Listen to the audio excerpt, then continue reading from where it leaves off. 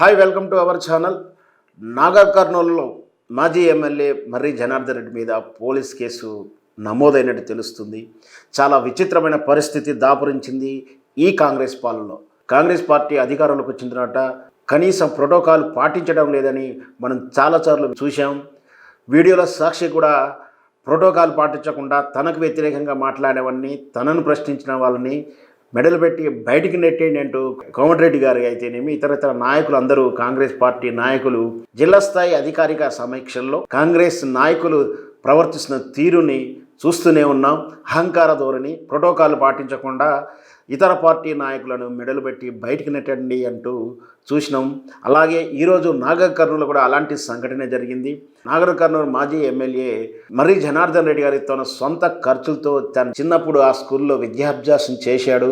అలాంటి ప్రభుత్వ పాఠశాల పాత భవనానికి నూతనంగా ఉండాలని చెప్పేసి తన సొంత ఖర్చులతోటి 2.5 కోట్ల రూపాయల పైచిలకు ఖర్చు చేసి నూతన భవనాన్ని ఏర్పాటు చేస్తే అనుకోకుండా ప్రభుత్వం మారడంతో ఇది ఇప్పుడు ఫినిష్ అయింది. ఇప్పుడు దాన్ని ప్రారంభిస్తానికి అధికారికంగా ఇప్పటి ఎమ్మెల్యేను తర్వాత ఈ భవనాన్ని నిర్మించినటువంటి మర్రి జనార్దన్ గారిని కూడా ఆహ్వానించడం జరిగింది. ప్రోటోకాల్ ప్రకారం అధికారికంగా అధికార పార్టీ ఎమ్మెల్యే శిలాఫలకాలు మాత్రమే ఉండాలి, మేము మాత్రం ప్రారంభించాలి. మర్రి జనార్దన్ గారిని ఎందుకు పిలిపించారంటూ కాంగ్రెస్ కార్యకర్తలు హడావిడి చేయడం, రసాభాస చేయడం, డిఈఓ మీద ప్రోటోకాల్ పాటించలేదంటూ కాంగ్రెస్ కార్యకర్తలు బెదిరించిన తీరు, ఎమ్మెల్యే కూడా డీఈఓను బెదిరిస్తున్న తీరు, డీజీఓ గారు భయపడుతూ వణుకుతూ చేతులు దండం పెడుతున్నటువంటి వీడియో కూడా మనం చూసాము.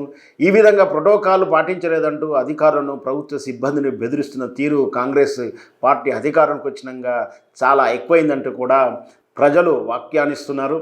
మొత్తం మీద మర్రి జనార్దన్ రెడ్డి గారు సొంత నిధులతో కట్టిన భవనాన్ని వీరు కాంగ్రెస్ పార్టీ ఏ విధంగా ప్రారంభోత్సవం చేస్తుంది, ఒకరికి పెట్టిన బిడ్డని ఇంకొకరు తమ బిడ్డ అని చెప్పుకున్నట్టుగా ఉంది. గతంలో కూడా చూస్తున్నాం, ఏఎన్ఎంఐ పోస్టులు బీఆర్ఎస్ ప్రభుత్వం పరీక్షలు నిర్వహిస్తే అటాసంగా నియామక పత్రాల పంపిణీ వేడుకను చేసుకొని తాము ఉద్యోగాలు ఇచ్చినట్టు ఢాకా మోగించిన విధానం కూడా చూసాం.